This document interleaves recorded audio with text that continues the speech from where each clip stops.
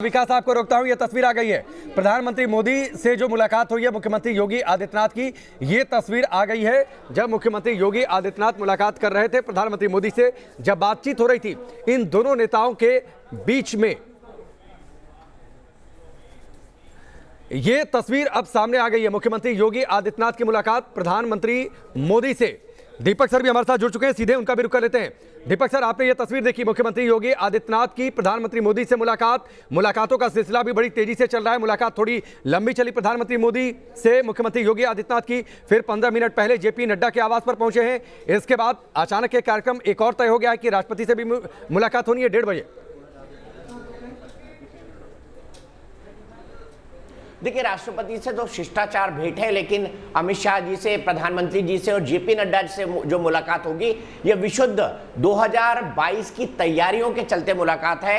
4 चुनौतियां इस वक्त भारतीय जनता पार्टी के सामने उत्तर प्रदेश के अंदर है, उन चारों का मैं जिक्र करूंगा। जो फीडबैक बीएल संतोष और राधा मोहन सिंह ने दिया है, जो फीडबैक आरएसएस के नेताओं ने दिया है, आरएसएस के जो पदाधिकारी हैं उन्होंने दिया है, दत्तात्रेय होसबोले ने दिया है, आरएसएस के नेटवर्क ने दिया है। उसके बाद 4 चीजों पर चिंता करनी है। सबसे पहले जो कोरोना की दूसरी लहर के बाद निगेटिव इमेज थी उसको पॉजिटिव इमेज में कैसे बदला जाए। मंत्रिमंडल का विस्तार दूसरा पॉइंट है, वो कैसे किया जाए। तीसरा, जो मंत्री और विधायकों में असंतोष है, जिन्होंने दूसरी लहर के बाद खुलकर लेटर लिखे थे मुख्यमंत्री योगी आदित्यनाथ को कि हम जनता की मदद नहीं कर पा रहे हैं, हमारे घर से जुड़े हुए लोग मारे जा रहे हैं, हमारे कार्यकर्ता बड़ी संख्या में मारे जा रहे हैं कोरोना के चलते, तो उसको कैसे बदलना। और तीसरा सबसे महत्वपूर्ण पॉइंट जो है वो होगा कि जो उनके मंत्रिमंडल में 45 मंत्री थे, जिसमें 3 की डेथ हो गई, 42 बचे हैं, 60 तक वो मंत्री बना सकते हैं, तो कैबिनेट का फेरबदल करना। और इसके अलावा सोशल इंजीनियरिंग को कैसे मजबूत करना, क्योंकि सोशल इंजीनियरिंग को बिना मजबूत किए हुए वहां पर चुनाव नहीं जीते जा सकते। 8 महीने चुनाव के बचे हैं, अब बहुत वक्त नहीं है। ऐसे में कुछ कॉस्मेटिक चेंजेस पार्टी को करने होंगे, जिसको करने की तैयारी हो रही है। और इन्हीं 4 बिंदुओं पर बात हुई है। कुछ नए छोटे राजनीतिक दलों को या छोटे जाति समीकरणों को कैसे साधा जाए, इसको लेकर भी विस्तार से चर्चा हुई है। मुझे लगता है कि जल्दी ही इन फैसलों पर अमल की तैयारी हो जाएगी और अगले 15 दिन से 1 महीने के भीतर ये फैसले होते हुए आपको उत्तर प्रदेश के अंदर दिखाई देंगे। बीजेपी ये तय कर चुकी है कि योगी के नेतृत्व में ही चुनाव 2022 का लड़ा जाना है। इसलिए अब ये चिंता हो रही है कि अब इमेज मेकओवर कैसे किया जाए भारतीय जनता पार्टी का, खासतौर से कोरोना की दूसरी लहर के बाद। राकेश, ठीक है। दीपक सर हमारे साथ एनके सिंह सर भी हैं, अवधेश जी भी हैं और साथ ही धीरेन्द्र पुंडीर और विकास चंद्रा भी हमारे साथ जुड़े हैं। लेकिन उससे पहले एक चीज़ और मैं चाहूँगा कि आप उस पर जानकारी दें कि जिस तरीके से मुलाकातों का सिलसिला पिछले 20 दिनों से अगर हम देखें, बीएल संतोष जाते हैं, 2 दिन यूपी में रुकते हैं, राधा मोहन सिंह गवर्नर से मिल लेते हैं, दिल्ली में महासचिवों की बैठक हो जाती है, जेपी नड्डा एक अलग से रिपोर्ट प्रधानमंत्री को दे देते हैं, अचानक से बैठक तय हो जाती है, मुख्यमंत्री योगी आदित्यनाथ दिल्ली में आ जाते हैं। कल अमित शाह से 1.5 घंटे मुलाकात होती है। 1.5 घंटे की मुलाकात में 15 मिनट पहले वहाँ पर अनुप्रिया पटेल पहुंच जाती है, जब मुख्यमंत्री योगी आदित्यनाथ वहां पर मौजूद थे।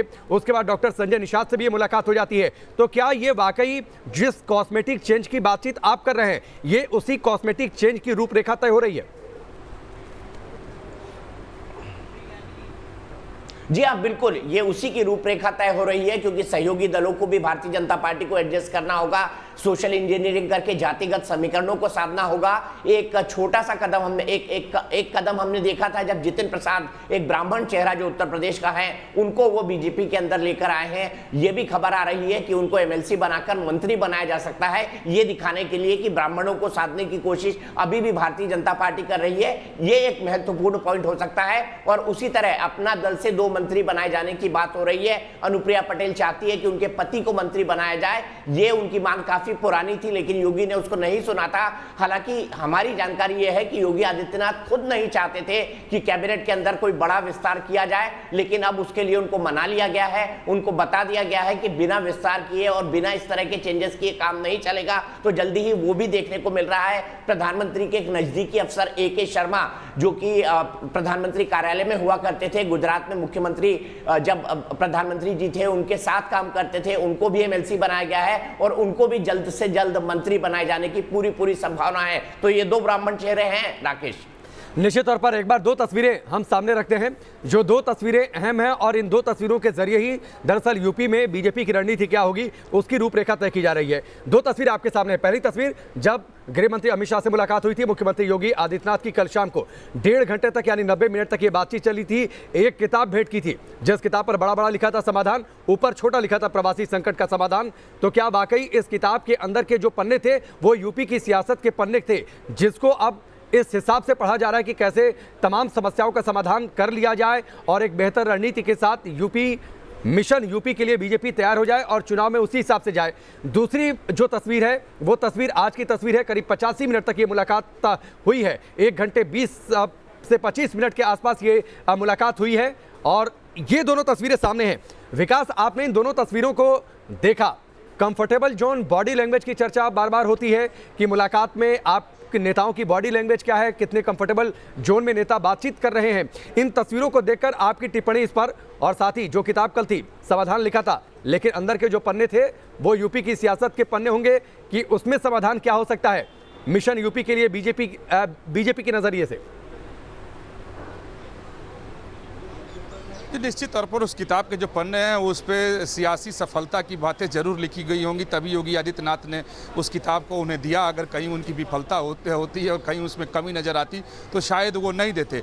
और जहाँ तक रहा सवाल, अगर हम बॉडी लैंग्वेज की बात करें तो हमेशा से काफ़ी दिनों से हम लोग देख रहे हैं कि अमित शाह हों या प्रधानमंत्री नरेंद्र मोदी हों, किसी भी परिस्थिति में वो किसी के साथ मिलते हैं तो उनके बॉडी लैंग्वेज में कहीं से आत्मविश्वास की कमी दिखाई नहीं देती है। चेहरे का भाव कभी बदला हुआ दिखाई नहीं देता है।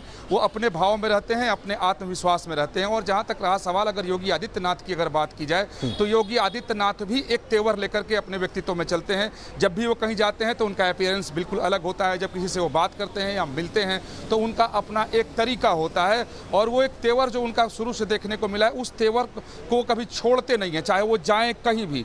तो अगर इन तस्वीरों को देखिए तो उसमें साफ साफ दिखाई देता है कि एक शिष्टाचार भी है, शिष्टाचार भी दिखाई दे रही है कि योगी आदित्यनाथ ये समझ रहे हैं कि देश के गृह मंत्री के साथ हैं, देश के प्रधानमंत्री के साथ हैं और वो एक मुख्यमंत्री हैं, लेकिन उनका जो अभी आत्मविश्वास है वो भी वहां कम दिखाई नहीं दे रहा है। तो यानी दोनों तरफ की जो अगर बात की जाए, अगर आत्मविश्वास की, तो अपने अपने जगह पर दोनों लोग दुरुस्त दिखाई दे रहे हैं। जी ठीक है, ये बड़ी तस्वीर प्रधानमंत्री मोदी से मुलाकात करते हुए मुख्यमंत्री योगी आदित्यनाथ की। आप सभी हमारे साथ बने रहिए। फिलहाल बड़ी खबर यह है कि जेपी नड्डा के आवास पर पहुंच चुके हैं मुख्यमंत्री योगी आदित्यनाथ। यहां से मुलाकात करने के बाद सीधे राष्ट्रपति भवन जाएंगे। 1:30 बजे वहां पर मुलाकात का समय तय है, राष्ट्रपति से मुलाकात का। इस बड़ी खबर पर हम लगातार बने हुए हैं। जल्द वापस लौटते हैं एक ब्रेक के बाद।